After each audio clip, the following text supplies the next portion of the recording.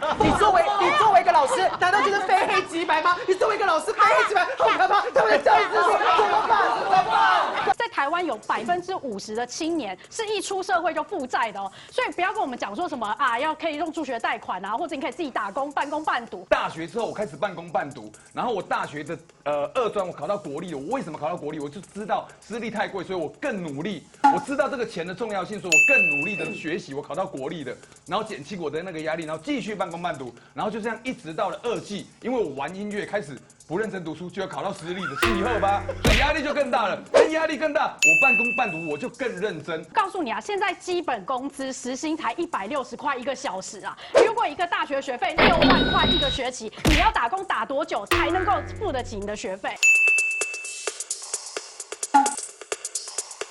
各位当然是应该要投资，就要投资在自己小孩身上。刚刚在后台啊，登辉哥那边讲了一口好股票，冷冰冰的股票你投资，热腾腾的孩子你不投资，这什么意思？父母不帮忙付，怎么叫父母呢？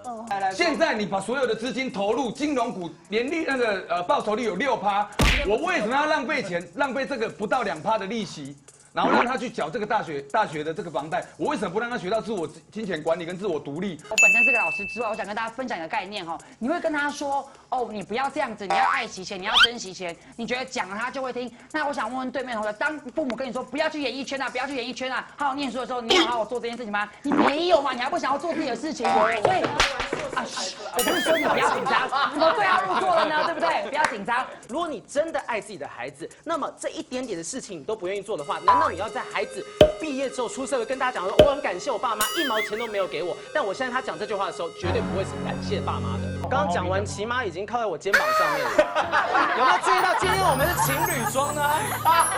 因为你会发现一件事情，那种不爱念书的，你硬要他去念书，你硬要帮他付学贷，结果呢，他最后还是翘课。所以呢，让我们的高调回到了正常的体系，不要在那边帮他们乱花钱了。哇！你知道你现在的言论多危险吗？你现在讲的说我给你钱你会乱花，意思是我给你太多自由，你会滥用自由。这东西跟现在所有民主政治背道而驰。你这资本民主这个推普基本制度太可怕，太可怕！你知道时间管理多困难吗？你能够教会他时间管理，你为什么不教会他知福惜福，教会他孝顺？像你们刚才讲的那一些，我做一个总结。怎么样？旁边好像立委跟议员，要守护主席台呀！我们讲话的感觉真的就是质询台。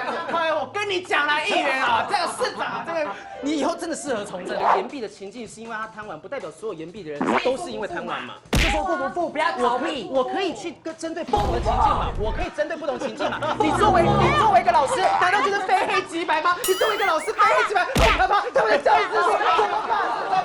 怎么办？